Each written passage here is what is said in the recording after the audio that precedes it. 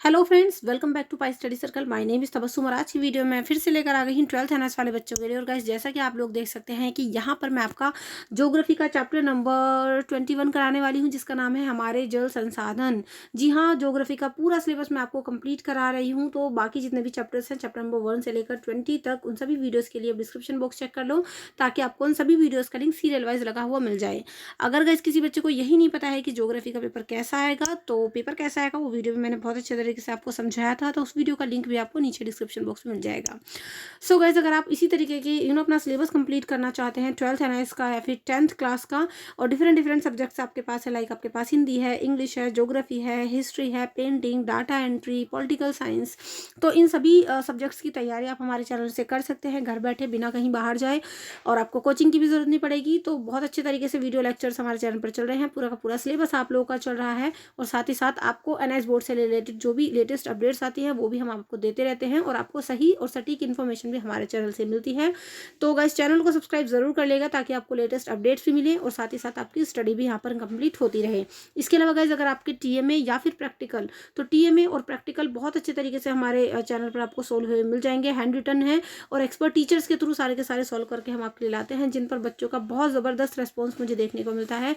तो अगर आपको अपने टीएमए हिंदी या इंग्लिश कोई से भी मीडियम के कोई से भी सब्जेक्ट के तैयार करने हैं, या फिर अगर आपको अपने प्रैक्टिकल बनाने हैं, तो पूरे के पूरे प्रैक्टिकल सॉल्व करके हमने अपने चैनल पर डाल रखे हैं वीडियोस फॉर्म में।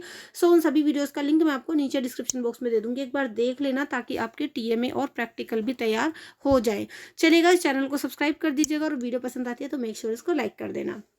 चैप्टर नंबर 21, हमारे जल संसाधन, इंपॉर्टेंट क्वेश्चन एंड आंसर। जैसा कि आपको पता है कि इस पूरी सीरीज में मैं आपको हर चैप्टर के 5 मोस्ट इंपॉर्टेंट क्वेश्चंस कराती हूँ विद आंसर विद एक्सप्लेनेशन। तो यहाँ पर भी कुछ इस तरीके से है। सो गाइस, पहला हम लोग का क्वेश्चन है, भारत में जल वितरण असमान क्यों है? उदाहरण सहित स्पष्ट कीजिए। तो गाइस, भारत में वर्षा की जो प्रकृति और उसके वितरण में बहुत विषमता है, मतलब अलग अलग हिस्सों में वर्षा अलग अलग तरीके से होती है। जल की उपलब्धता में असमानता का मुख्य कारण है। भारत में 90% वर्षा जून से अगस्त तक के 3 महीनों में होती है, आपने सुना भी होगा। वर्षण की तीव्रता और दिनों की संख्या में बहुत अंतर पाया जाता है। तो भारत के दक्षिणी प्रायद्वीप के पश्चिमी तट पर वर्षण वर्ष में 5 माह से भी अधिक होता है, जबकि पश्चिमी राजस्थान में वर्ष में 10 दिन से भी कम होता है। ठीक है। सो गाइस, आगे है कि वो भी बहुत कम और लंबे अंतरालों के बाद। तो देश के कई क्षेत्र वर्षण से वंचित रह जाते हैं इस तरीके से, और सूखा प्रवण क्षेत्रों की श्रेणी में आते हैं। तो देश के 8% भूभाग में वार्षिक वर्षा 200 सेंटीमीटर से भी ज़्यादा होती है, जबकि करीब 30% भाग पर 75 सेंटीमीटर से भी कम होती है। तो वर्षा के असमान वितरण ही पृष्ठीय जल और भूमिगत जल के असमान वितरण का कारण है। सो गाइस, ये जो हमारा क्वेश्चन है, ये हमसे कह रहा है कि भारत में जल वितरण असमान क्यों है, मतलब अलग अलग हिस्सों में जो है जल का जो कहते हैं ना, बारिश एकदम असमान क्यों है, एक जैसी क्यों नहीं है। तो आप देख सकते हैं ये आंसर है हमारा पहला। चलेगा, इस आगे बढ़ते हैं।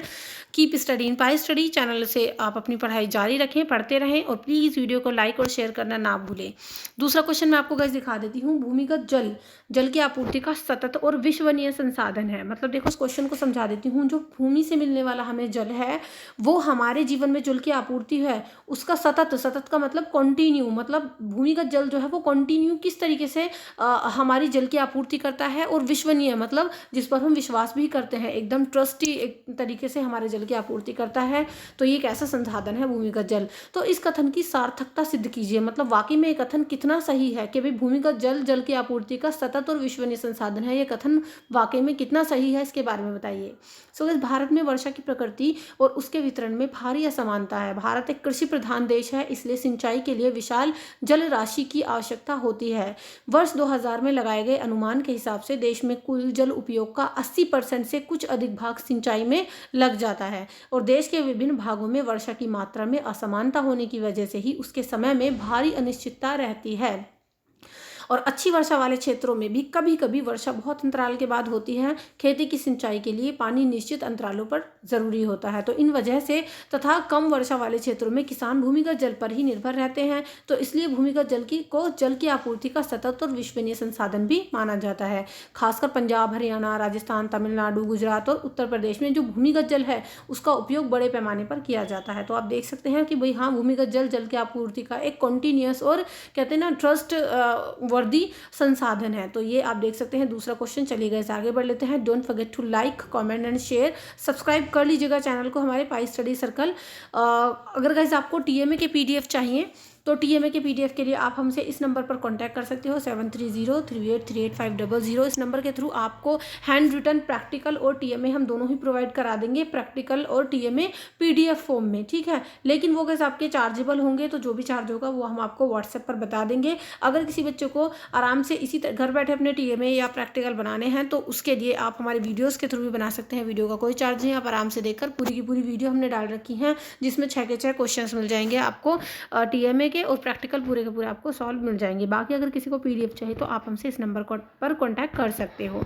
चलिए गाइस आगे बढ़ लेते हैं। बाकी अगर आपको ये इंपॉर्टेंट क्वेश्चंस के चैप्टर्स के पीडीएफ चाहिए, लाइक डिफरेंट सब्जेक्ट्स के, हिंदी, इंग्लिश, या फिर ये आपके जो चल रहे हैं geography, history, home science, painting, तो पॉलिटिकल साइंस, तो ये जो आपको सारे के सारे सब्जेक्ट चल रहे हैं इनके इंपॉर्टेंट क्वेश्चन चैप्टर वाइज आपको मिल जाएंगे हमारे टेलीग्राम चैनल पर।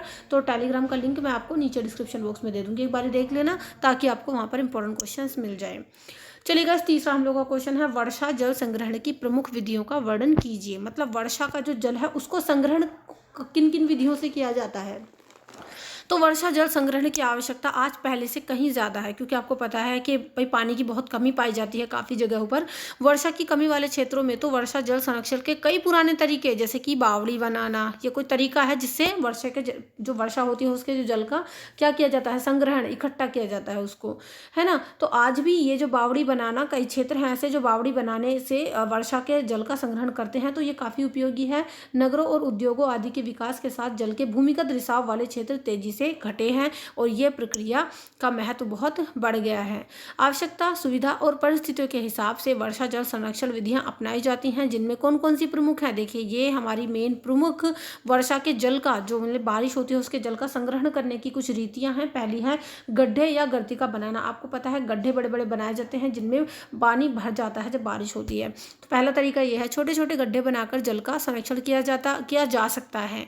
1-2 मीटर चौड़े इन गड्ढों की गहराई 2-3 मीटर होती है। इनमें कंकड़, बजरी आदि भर देते हैं जिससे जल रिसाव सहज हो जाता है। दूसरा तरीका है खाइयां बनाना। 1 मीटर या उससे भी कम चौड़ी, 1 से 2 मीटर गहरी और 10 मीटर लंबी खाइयां उन निचले क्षेत्रों में बनाई जा सकती हैं जहां सख्त शैल हों। भूमि के ढाल वाले स्थान पर बनी इन खाइयों में कंकड़, बजरी आदि भर दी जाती है। तीसरा है बहुत सिंपल और इजी तरीका जो सबसे ज़्यादा आप देखते भी हैं, कुओं का इस्तेमाल। सूखे और बंद पड़े कुओं को वर्षा जल संग्रहण के काम में लिया जा सकता है। तो तीसरा तरीका ये हो गया। चौथा है गाइस हैंडपंप। तो हैंडपंपों के नज़दीक वर्षा जल का संग्रहण कर उसे भूमिगत जल में हैंडपंप की पाइप से क्या करते हैं, भेजा जा सकता है। ऐसे जल को उस पाइप से जोड़ने के पूर्व फिल्टर किया जाना चाहिए। इससे भूमिगत जलाभाव की समस्या, जलाभाव का मतलब जो जल का अभाव है, कमी है, तो उस समस्या का भी एक हद तक निराकरण किया जा सकता है। तो ये कुछ 4 तरीके हैं जिनसे जो वर्षा का जल है उसका संग्रहण यानी उसको जो है इकट्ठा किया जा सकता है ताकि ज़रूरत पड़ने पर इस्तेमाल किया जा सके। बेल आइकन को प्रेस करके रखें, सब्सक्राइब करके चैनल को बेल आइकन को प्रेस करके रखें ताकि आपको लेटेस्ट अपडेट मिलती रहे, साथ ही साथ आपका सिलेबस रिगार्डिंग वीडियो भी आपको मिलती रहे। चलेगा चौथा हम लोग का क्वेश्चन है कि जल संभर विकास द्वारा कौन कौन से लाभ प्राप्त किए जा सकते हैं। जल संभर विकास, ठीक है, उल्लेख करना है। तो आंसर है जल संभर विकास द्वारा अनेक लाभ प्राप्त किए जा सकते हैं। उनमें से प्रमुख हैं पेयजल आपूर्ति। पहला तो देखिए क्या है, पेयजल आपूर्ति सुनिश्चित करना, ठीक है। दूसरा है सिंचाई के लिए जल उपलब्ध कराना। तीसरा है जैव विविधता का विकास। चौथा है जलाक्रांत तथा लवणता का ह्रास। 5वां है कृषि उत्पादन में वृद्धि। 6वां है वनों के कटाव में कमी। 7वां है सामाजिक आर्थिक विकास और 8 है सामुदायिक सहभागिता में वृद्धि। तो जल संभर विकास द्वारा ये सारे लाभ प्राप्त किए जा सकते हैं। सबसे ज़्यादा ये वाले लाभ प्राप्त किए जा सकते हैं। चौथा क्वेश्चन हमने गाइस देख लिया है। 5वां क्वेश्चन की ओर अभी हम लोग बढ़ लेते हैं। तो गाइस हम लोग का जो 5वां क्वेश्चन है, thanks for watching this video अभी तक। 5वां क्वेश्चन है वर्षा वितरण के आधार पर भारत को कितने भागों में बांटा जा सकता है। वर्षा वितरण यानी वर्षा का जो वितरण कहते हैं, वितरण का मतलब होता है गाइस बांटना। तो बांटना यानी वर्षा को बांटने के हिसाब से हम ऐसे नहीं है कि घर घर ले जाके बांट रहे हैं, उसको भी समझाते हैं क्वेश्चन के अंदर आके। तो भारत को कितने भागों में विभाजित किया जा सकता है। तो डॉक्टर स्टैम्प ने वर्षा के वितरण की दृष्टि से भारत को निम्नलिखित भागों में बांटा है। किसने? डॉक्टर स्टैम्प ने। नाम आपको ध्यान रखना है। पहला है अत्यधिक वर्षा वाले क्षेत्र होते हैं, जो सबसे ज़्यादा मतलब जिन जगहों पर सबसे ज़्यादा वर्षा होती है, तो इसके अंतर्गत वे क्षेत्र आते हैं जिनमें वर्षा का वार्षिक औसत 200 सेंटीमीटर से अधिक है। इनमें कौन कौन से राज्य हैं? आपने सुना भी होगा, मेघालय, अरुणाचल, पश्चिमी बंगाल का उत्तरी भाग और पश्चिमी घाट, ये सारे आते हैं क्योंकि इनमें अत्यधिक वर्षा होती है। फिर है अधिक वर्षा। एक तो अत्यधिक का मतलब बहुत ज़्यादा और अधिक का मतलब ज़्यादा। तो अधिक वर्षा वाले क्षेत्र, तो जिन भागों में वर्षा का वार्षिक औसत 100 से 200 सेंटीमीटर है, इस क्षेत्र में आते हैं कौन कौन? पश्चिमी बंगाल, बिहार, उड़ीसा, पूर्वी मध्य प्रदेश, पूर्वी उत्तर प्रदेश, आंध्र प्रदेश का उत्तरी भाग, तमिलनाडु तथा पश्चिमी घाट। तो ये सारे इसी प्रकार के क्षेत्र हैं जिनमें अधिक वर्षा होती है, ना कि अत्यधिक। चौथा है गाइस मध्यम वर्गीय। मध्यम का मतलब एकदम बीच बीच, एकदम ना बहुत ज़्यादा ना बहुत कम। तो इस क्षेत्र के अंतर्गत वे क्षेत्र आते हैं जहां वर्षा 50 से 100 सेंटीमीटर तक होती है। औसत वर्षा वाले इन क्षेत्रों में राजस्थान, जम्मू कश्मीर, कच्छ के रण तथा उत्तरी गुजरात ये सब आते हैं और इन भागों में अधिकतर सूखा पड़ा करता है। तो यहाँ बहुत मिडिल टाइप की बारिश होती है। राजस्थान तो आपने बहुत ही सुना होगा। तो गाइज ये मैंने आपको 5 के 5 क्वेश्चन दिखा दिए हैं। वर्षा वितरण के आधार पर भारत को इतने भागों में बांटा जा सकता है। Thanks for watching this video. अगर चैनल को अभी तक सब्सक्राइब नहीं किया है तो प्लीज़ जल्दी कर लीजिए। अगर आपको इंग्लिश से रिलेटेड अपना सिलेबस करना है, एनएस वाले बच्चों का स्पेशली इंग्लिश का सिलेबस चल रहा है, तो आप उसके लिए मेरे दूसरे चैनल को सब्सक्राइब कर सकते हो जिसका नाम है लर्न इंग्लिश बाय तबस्सुम।